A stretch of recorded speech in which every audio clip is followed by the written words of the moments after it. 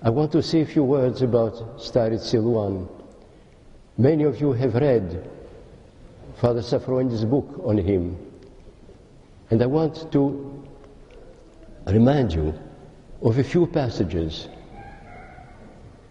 The first one I want to remind you of is his first memory, a memory of his about his father. His father was a peasant, a believing, a devout peasant, not a slave of the rules, but one whom the rules carried heavenwards. And on a week in Lent, he asked his son to prepare a meal for him. The boy was still unaware of things, and he prepared to him a meal that was not a Lenten one. The father said nothing. He ate this meal. He thanks the boy. He thanks God. But a year later, when the time came to do the same, he said to the future sv.Siluan, prepare a meal, but this time, remember that it is Lent.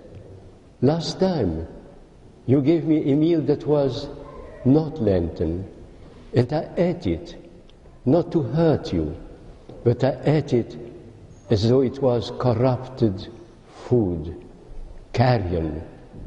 Don't do that again. And this, the starets never forgot. Not only the fact that he had broken the rules, which he was not aware of, but of the mercy of his father, of his readiness to be soiled rather than hurt him. Soiled he probably was not, because God received his love, his compassion, his tenderness as a gift that purified all food he could have received. But he also gave new life and new depth to his son.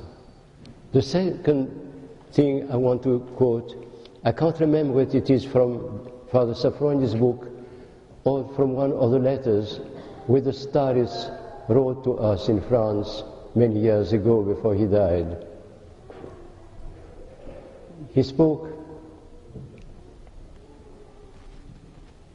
of a man, a peasant of the same village, who had committed a murder.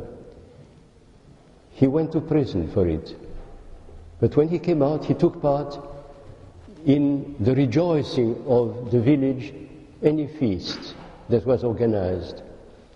And the starets, the future starets, saw him dance and sing and rejoice. And he came up to him and said, "How can you? You have killed the man. How can you rejoice?" And the man said to him, "I did kill a man, and I was put into prison. And in prison I realized what I had done. And I cried before God, and I repented before God. And of a sudden, the Holy Spirit taught me that I was healed. And I can now rejoice in God, rejoice in life, because I am redeemed by Christ. And what has happened indeed was terrible, but it is a past, but a past that does no longer weigh on my shoulders." I'm not quoting exactly the words, because I read them almost 60 years ago. But these are the thoughts. And then something else.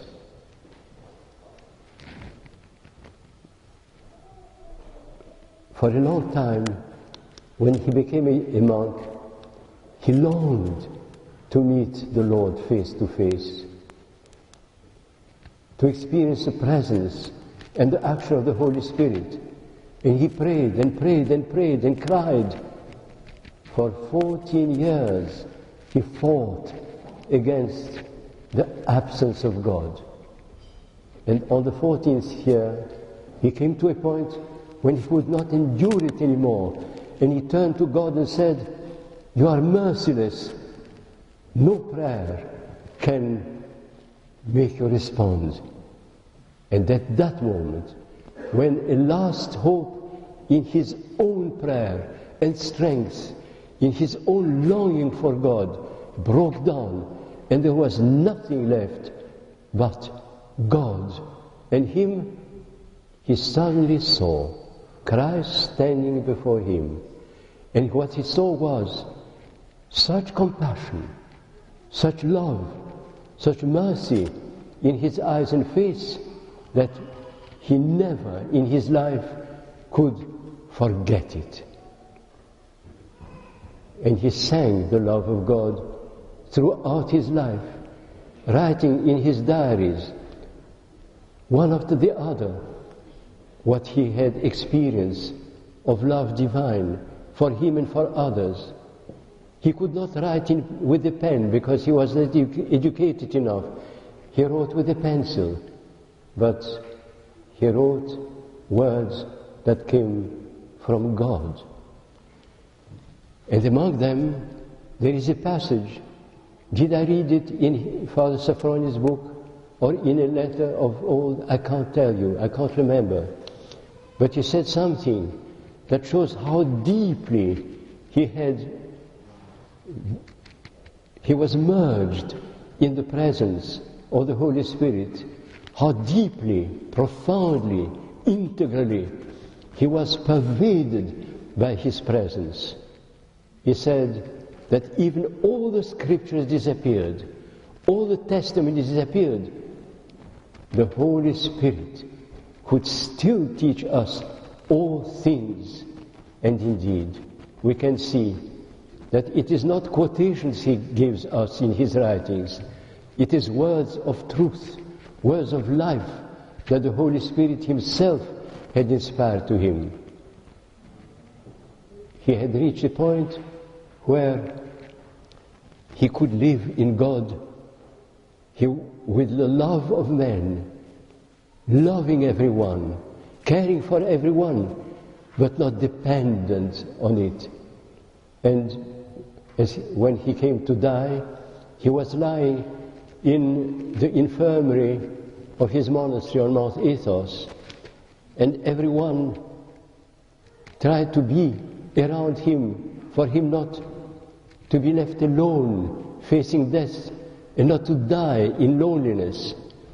But God knew that he was so completely at one with him that he did not need a help, which was an act of human love, but which could be transcended, fulfilled by love divine. And indeed, those who surrounded him left him for a very short time while they were busy with something else, in need of another patient perhaps. And he died. He did not die alone. He died with God, who had come to take him by the hand and lead him into the heavenly kingdom. This is a man whom we remember today, and there is a great deal more in his writings and in his person which I cannot repeat. But pray to him, remember him, read what he writes, and you will feel that you become free in God, not a prisoner of the rules, but use rules as a help, as wings to soar Godwards, and that life will be God's own life in you that needs nothing but the presence of the Holy Spirit. Amen.